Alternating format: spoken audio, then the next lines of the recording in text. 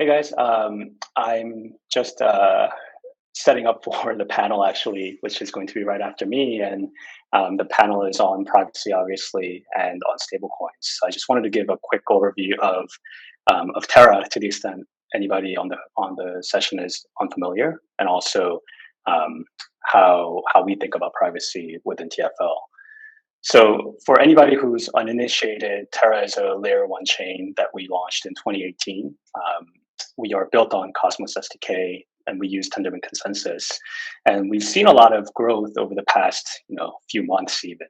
There's more than 12 billion locked in our staked assets, as well as roughly 5 to 6 billion in TVL in our main protocols. So we've seen a lot of good growth in our decentralized stablecoins as well as our financial primitives. We're backed by some of the biggest names, so I'm sure you'll recognize a lot of these names here, but whether it be Galaxy Digital, Hashed, Arrington, Capital, Polychain, Coinbase Ventures, we're very happy to call these our partners and investors. So to give a very brief deep dive into Terra. At Terra, we like to say that our main product is our stablecoins, and everything we build is essentially to make our stablecoins more useful. So, at the outset, it was a bit contrarian, but we felt that building a stablecoin and a thriving ecosystem is dependent on having decentralized monies, and we didn't see anybody innovate in the space. So for the initial couple of years, we spent a lot of resources to build our suite of algorithmically pegged stablecoins, as well as a use case for it, which was the e-wallet and payment gateway called Chai that is active in Korea. So for those unfamiliar, Chai currently has more than 2 million active users in Korea, has a run rate revenue of more than $2 billion, and has been a source of inspiration for similar ideas to build out in different regions. So we have, apps like Kado and Alice and Cash, Catapult and Tick, all building in respective regions that they are based in, off of a similar idea of enabling stablecoins for everyday use. To hone in on the stablecoin themselves, we are an algorithmically pegged stablecoin, so we like to think of Terra stablecoins as being very different from the other solutions that are in the market. So obviously Tether and Circle are the leading stablecoins and they are fiat backed. And by their design, there is risk of centralization, whether it be the fiat that is deposited into traditional institutions or into securities that are traded in traditional finance, such as commercial paper or corporate bonds. For UST and our suite of stablecoins, they are all fully decentralized and dependent on really on-chain parameters. And what that means is for instance, UST, which is our largest stablecoin, the mechanism for stability and maintaining the peg is set by game theoretic incentives. So on-chain, you can always redeem $1 worth of UST for $1 worth of Luna.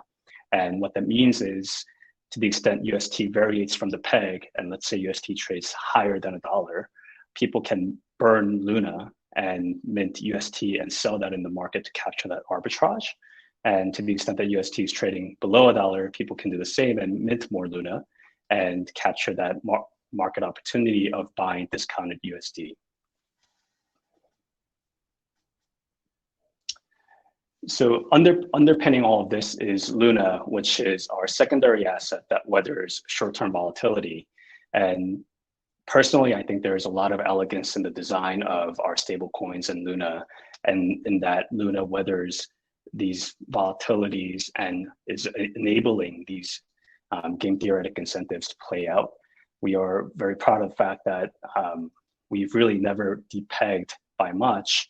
I think the most recent crashing in May, we depegged similar to other stablecoins, but have really rebounded since and have maintained a very tight peg to the unit value of each and every one of our currencies that USD trades on.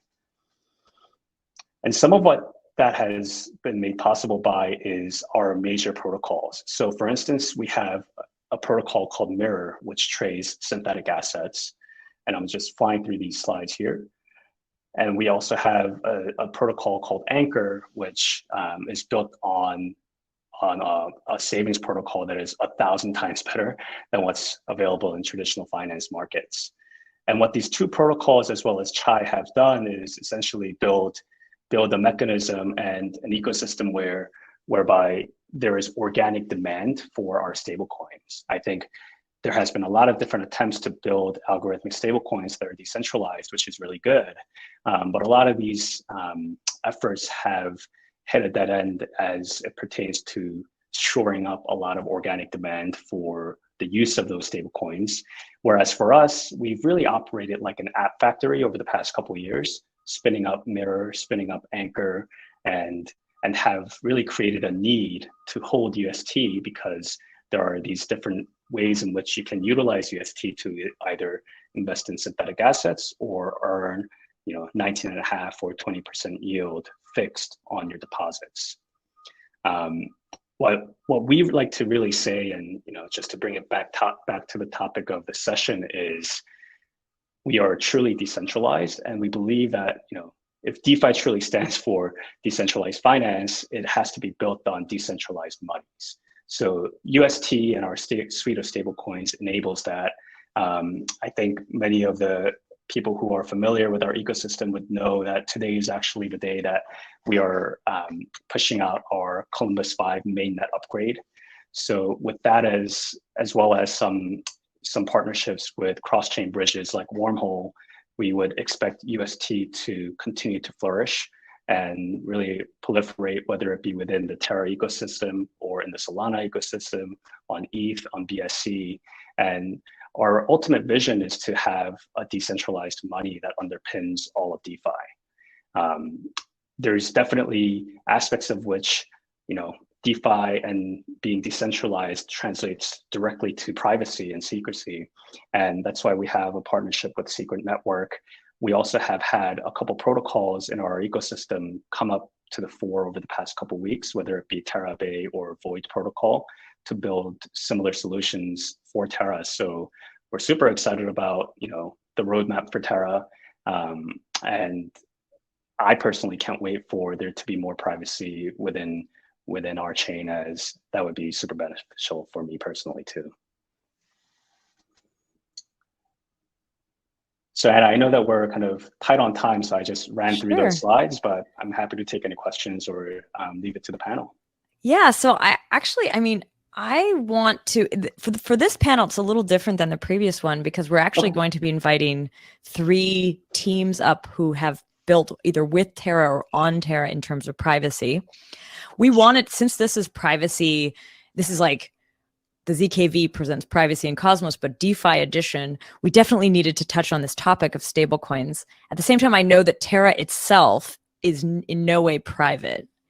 Do you, and maybe before we invite everyone up though, do you plan on ever being in any way private, or is that such a no-no because it creates way too much regulatory legal issues? No, I think we've been public about this before, and I think this is applicable not just to us, but a lot of protocols building on DeFi, which is the future of DeFi should be that it is truly decentralized. And I think over the next couple of years, we will see a lot of developments in DAOs to truly enable the future of DeFi. So, it wouldn't be a surprise to me if us as an organization follows a similar path to Shapeshift or Maker in dissolving and handing over the reins to our community. And we're already seeing a lot of that happen because, I want to say when I first encountered Terra, there were 2 protocols, right? Like Chai and Anchor, or sorry, Chai and Mirror, and now Anchor. But there's hundreds of teams building on Terra, and we're actively taking initiatives to continue to decentralize. So in addition to us, I would think that, whether it be Secret Network or whether it be Void Protocol, all of these guys are thinking with that very specific goal in mind of only being here to set the foundation and letting the ecosystem do its part. That's pretty cool. All right, I should probably invite the other speakers up to this. And in the meantime, I actually have one other question for you, but it might be, so this was a question, if you had an algorithmic, like you mentioned, there's some algorithmic stable coins in like that you've created. How does that possibly work over IBC? Like, does it have to always peg back to something that's algorithmic in one chain? This is what I'm not entirely clear on, because like I just can't imagine how it works when you move it outside of its network. Yeah, so if you think about the monetary policy of UST and its kind of our other asset Luna, it only needs incremental seniorage, if you will, to maintain the peg. So it's not as if just because there's national export of UST onto different chains or via bridges, that having too much of that spread away from our native chain exposes us to much risk, because all it takes is, let's say, incremental amounts of Luna to be burned to bring UST back down to peg or vice versa. So, I think there's a lot of comfort in us having kind of the depth of liquidity, obviously on our chain, but also knowing that the variance can be kind of fixed by activities on chain as well. Cool. All right. I'm just waiting for some folks to join. Okay. Here's one person joining. Hello. How's it going? Very well. All right. We have another person joining. Let's see if I think we have one last. Hey, how's it going? There we go. I think we have our last participant now. Hey, Corey. Hi, everybody. Yes. So yes, as I mentioned, this kind of panel is a little different. What I want to do is understand what each of you are working on and like kind of how that relates to Terra and to stablecoins. And I know that they're all privacy projects here today. So I think, yeah, I'd like to maybe get started. Let's start with Void. What is Void? And maybe quickly introduce yourself. Yeah, of course. So I'm Bitsquid, working on Void protocol at the moment. Still very, very new. We sort of noticed that Terra was a little bit lacking in the privacy space, and we're big believers of decentralization, and obviously privacy comes kind of side by side with true decentralization. So we're really keen to get properly stuck in. Really, the base idea is still building a mixer, but we're really, really focused on trying to minimize the opportunity loss or the opportunity cost loss from essentially locking up your funds for 6 months, waiting for them to become anonymous. So we really want to make sure that people aren't being penalized for choosing to try and anonymify their money, really. When you talk about you're thinking of doing, it's more of like a mixer. Is it in the style of like Tornado, but only focused on a stablecoin? So it is in the style of Tornado. We essentially are mainly focusing on UST because, initially there's the Anchor Earn on Terra already built, ready to be utilized. Such a beautiful, like nearly 20% return. So we're really hoping to be able to actively utilize that on the protocol, plus other mechanisms which can offer people good yield while obviously anonymifying their funds, protecting themselves as well. Is there any special challenges that you found building this on Terra? There will be challenges in the reward claiming system. Okay. We want to be able to obviously keep that completely anonymous and not have the yield just tie up exactly to what you already were looking at. But I think there's probably so many more advantages to being on this network in terms of the collaboration potential. As SJ was saying, like, we're essentially building like the tools for the foundation, and the way we see it is, like, especially being like a mixer, being quite a basic, simple principle. Really, if we can build the foundation that allows other protocols to interact and use the anonymous features that we can provide through our pools, then it's going to be really cool. That's what we're excited for. Cool. All right. So now I want to hear. Oh, somebody has some funny background noise. I don't know if it's your chair. Oh, that was the chair. But I want to hear from you. I'm not going to know how to pronounce this. Manger Hom? Manga. Just call me Manga. Manga. Cool. Right. Sorry. Yeah. Do you want to introduce? You're coming from Terra Bay, right? Yeah, definitely. Cool. So why don't you tell us a little bit about this project? All right, hold on. I'll try to share my screen real quick because I got a sort of world's first for the roadmap we got. Well, it's not actually first. We posted in a Discord before, but yeah. Cool. To Hold share up. screen, there's just a screen with a X through it. Yep, I just had to find the screen. I got small eyes, I'm sorry. So, there we are. So, where the boat is basically where we are right now. We're trying to get the white paper ready and just, just put everything together we want to actually do. Yeah, do you want to tell rundown, us what you are? Why don't you? Absolutely. Perfect. So, basically, we're your Bitcoin mixer that you already know from all the other Bitcoin mixers, but we take advantage of what Terra has to offer and make sure users are incentivized for providing a pool of money that we can shuffle around to keep things as private as possible. So there's incentive. Yeah, there's incentive rewards. There's we're planning on a burning mechanic for then lowering mixing fees. Yeah.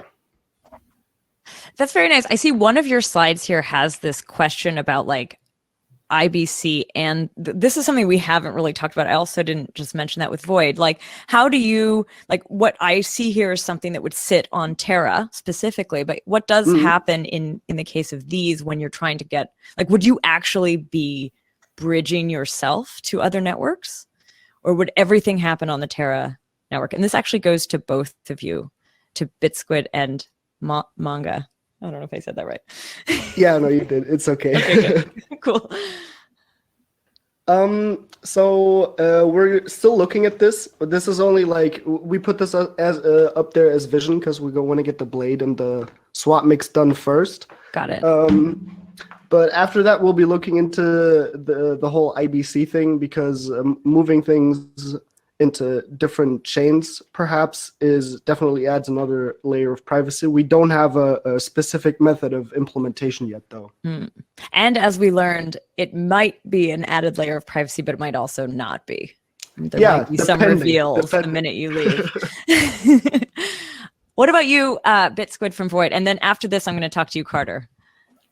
Yeah, so I want to hear about this. At this stage, 100% planned to just be on the Terra blockchain, really just focus on that one use case. Like, we have been longtime fans and followers of Secret Network as well, and absolutely applaud what's going on over there. So, yeah, we're focused on just providing a solution just native to the Terra blockchain, and yeah, just keeping it simple, but giving people access to good yield. Very cool. Carter, I want to hear from you. Let's hear about Secret. We have had you speak, or not you, but Asaf from the Secret team spoke at the previous Zero Knowledge Validator Cosmos event, but not in the context of Terra. But why don't we hear a little bit about Secret and what you guys are up to? Yeah, I think the opportunity with IBC for cross-chain smart contract calls is going to be super, super interesting with how Terra applications are going to be able to interact with a privacy layer. We're already seeing like wrapped privacy for UST, which is amazing. Right now in DeFi, it's very clear that institutional investors, retail investors, in the next like 2, 3, 4 years, like we have to have privacy attached to DeFi. Like we have whale trackers, more and more people are being pushed to OTC. So I think one of the biggest visions of Secret Network is build out an entire application layer that starts private by default, public by choice. I think a lot of these talks today, they're trying to solve the problem that we have these transparent chains and we're trying to make things private. And so trying to go that route, I applaud the efforts, and there's going to be amazing innovation we see on that front. But the best way is starting private by default and then, moving to transparent chain in many ways. So specifically one really cool project, I'm the lead economist and researcher for Shape Protocol. We're actually building an algorithmic stablecoin similar to the Terra Luna model. So that's super fun. We have that in the works, and also privacy preserving synthetic assets. So Carter, what's the relationship between Secret and Terra today? Like, how would it interact with Secret or vice versa? I mean, we have a bridge in the works. So Columbus 5, hooray, right? Plus IBC. And it's going to give people the opportunity to move UST into a privacy preserving version by default. So the dream would be like really two options. People start building applications like tied to the real world on Secret Network that utilize, UST, right? That would be a great option. Second option is we utilize those cross-chain smart contract calls to do something specific with application data, like authentication, stuff like that, just on Secret Network with a cross-chain call. But then we still have like the public version of UST being utilized. So I think a lot of people, as IBC is emerging, are realizing there's a crazy amount of opportunities with cross-chain smart contract calls, but we don't fully know what it looks like yet. And that's part of the fun, right? Like it's all going to unfold in the next year or so. So you just mentioned though, like Secret's privacy by default, but when you're interacting with these non-private chains, what does that do? Like, how does that actually affect Secret? And is there a way for people to actually trace through it potentially? Oh, for sure. I mean, the instant you leave like a privacy preserving ecosystem, like you're shifting tech stacks. You can't just like magically have your token on the other end have privacy. So I think like with Penumbra and some of these other mixers, I think there'll be an opportunity to have a layer of Secret Network mixer UST. I think we could see an entire ecosystem emerge on that front. But you are correct. Like you can't just magically wrap privacy onto public blockchains. Yeah, there's solutions for it, and we'll see what happens. Is there any way that like Terra or Void and Secret have some sort of interaction? Is this something that's being explored? They should. They should. Reach out to me, guys. We got some amazing developers on Secret Network. I'd love to see what we can make happen. Yeah, and I mean, kind of going back to the topic we talked about in the previous session with bridges, you're building these bridges. Like, are your bridges special? Or would you say like you kind of in Secret, you go into sort of a transparent format and then bridge over? Well, we have one of the world's first privacy to privacy bridges. So people don't know, but there's an XMR to Secret Network bridge, a Monero to Secret Network bridge. So some people are calling it DarkFi, like some very interesting stuff. I know it's an interesting name. We've also seen there's a Bitcoin bridge coming out called Shinobi Protocol, and they're trying to do a trustless bridge with like contract to contract calls with like hash verification. There's some really interesting architecture emerging that utilizes SGX, utilizes the fact that we have like the kind of a guarantee, albeit there's plenty of privacy maximalists out there that are concerned about SGX, totally fair criticisms, but we're doing the interesting applications, and we're seeing a lot emerge on that front. And I was actually about to mention that too. Like, at the beginning in Sunny's talk, he was kind of going through a run through of these different privacy techniques on the MEV front. SGX is being used by some teams for that. I guess I have two questions here. Is like, are you doing something with MEV? Does it matter in your context? And also, are you looking for alternatives to SGX ever? MEV is just like solved, period. Okay. Like when you're private by default, like all of our applications, front ring's just like literally not a thing. So that's why it's interesting to watch these transparent chains. They're desperately trying to like solve it, and then it's just like our application layer, it's just not really a problem. So. Okay. And then the other question was, are you ever going to not use it? I mean, the cool part about all this stuff is like you can have smart contracts on Secret Network that are totally transparent if you want. Yeah. Like you don't have to have it's up to the programmers. You have granular control over what is and isn't publicly visible. So that's kind of the beauty of it. We give that freedom and that choice to users, but everyone collectively likes what we call the SNP 20 standard. It's like an ERC20 token equivalent, but like privacy preserving. And yes, Patrick just linked an article where I talk about SGX and kind of that whole discussion if anyone wants to read that. Given that this is the ZK Validator event, I do wonder if there's any ZK or plans for ZK in any of your projects. We talked with some people from Zcash Foundation at Mainnet 2021. So this is recent. Huge fans of Zcash. So who knows where that could lead? No promises right now. But like I think like the privacy narrative is going to be so strong in the next year or two. So collectively, every single mixer, every single privacy layer 1, layer 2, whatever have you, like we all should push together to connect because it's inevitable. It's an unavoidable problem, and there's so much value locked up in solving the privacy problem, and so many people today, Privacy and Cosmos, are doing that. So, what about Void and Terra? It's a good question. Honestly, not 100% sure yet. We are probably been 3 weeks since we formulated like the full idea plan and started hiring. But yeah, much to think about. So, but what kind of privacy techniques are you looking at? Like, do you have a few options on the table that you're thinking about? Yeah. Really, sorry. Really just using like the essential idea of like the base chunk deposits to give the set amounts. And then of course, after it being stored for X amount of time, then yeah. What about Manga for Terra Bay? Yeah, you said it right. Don't worry.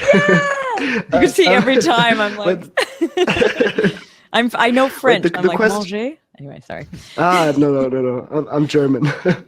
Okay.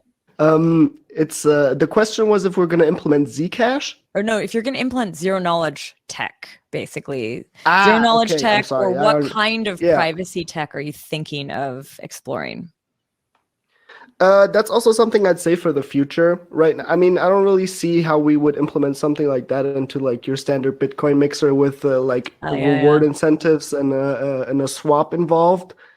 But it's never good to say no. I'm gonna just do my homework today on how we could possibly implement this today, or not today, but in any shape or form. Might take a little bit longer than a day.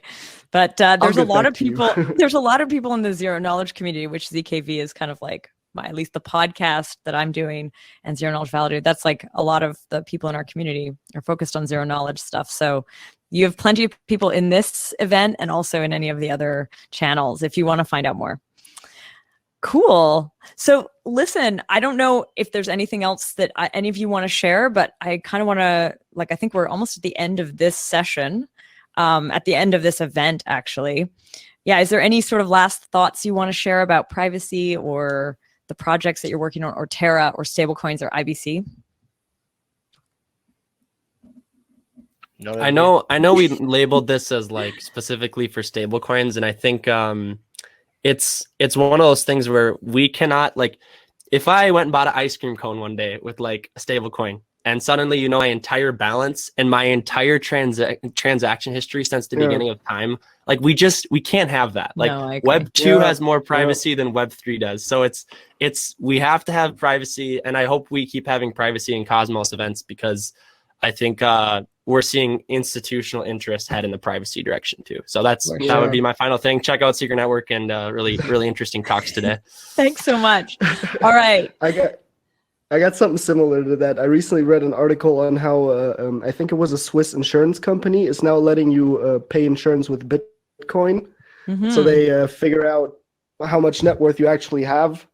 And wow, it's a little poison pill right there. That's interesting. Yeah, definitely. Crazy. So that's why we need privacy. Understood. Bitsquid, last thought? Yeah. On that, I think like when it comes to like the real world and privacy, I think as soon as you want it, people automatically assume that you're being nefarious or dodgy. But in the financial world, I don't think a lot of people think what it means when you sign up for a bank and they've got 25 years of your entire life just automatically there, like of your entire financial career. And there's no it's all transparent for them, which is no good for just a little guy then. And imagine it was all transparent to everyone. And now imagine you're a business. I think that's where it's very, very powerful. The little guy gets screwed, I think. Or a hedge or institution that wants to take a massive on-chain DeFi position, but they can't do that when the whole world knows exactly what they're doing, right? Like it's just, you have to have privacy. Cool. All right. I want to thank all of you for coming on this panel. I want to say maybe Susanna, you and I could say a few last words before we wrap up. Oops. I'm just going to thank you, everyone. Oh, you're muted, Susanna? Yeah, everyone was like disappearing as I was trying to unmute myself. But yeah, no, thanks everyone so much for joining us. And as I posted in the chat below, please fill out the feedback form. if you want to support ZKValidator, then you can stake your Atom and Osmo with us. And yeah, we've got our website, our Twitter, our Medium. And if you have any like questions that you want to ask directly, then feel free to send an email to the email address here. And yeah, Anna, if you have anything else? Well, I think, I mean, there's been a few questions about how to find out about our next sessions. Basically, we do these events every quarter. This was all funded through the hub, and that was amazing. And this is what, you know, we're basically here to create, or not only create, but like push the privacy community in Cosmos. And that's what these events are really for. So I'd love to see you back at the next one. I think we're planning it for like January, right, Susanna? Yeah, so yeah, it'll be about like Q1 of next year. Yeah. And the other thing I wanted to mention is that in the events chat, I also put something called the ZK Jobs Fair, which we're actually doing tomorrow. So this is this is separate from the ZKV. This is done through the podcast, but there, if you're like looking to dive into zero knowledge tech and work in zero knowledge tech, this could be a cool event because we have a bunch of hiring teams. You'd get a chance in a virtual environment to come up and like talk to them, maybe as you're applying, or, you know, maybe you've already applied and you want to meet them before you actually set up meetings. So this is just a cool way to get to know a lot of the projects working in the space. And yeah, generally follow ZKValidator, stake to us on Cosmos, stake to us on Osmo, stake to us on anything else that might be coming in the pipeline, and hope to see you next time. Cool. Bye, guys. Bye.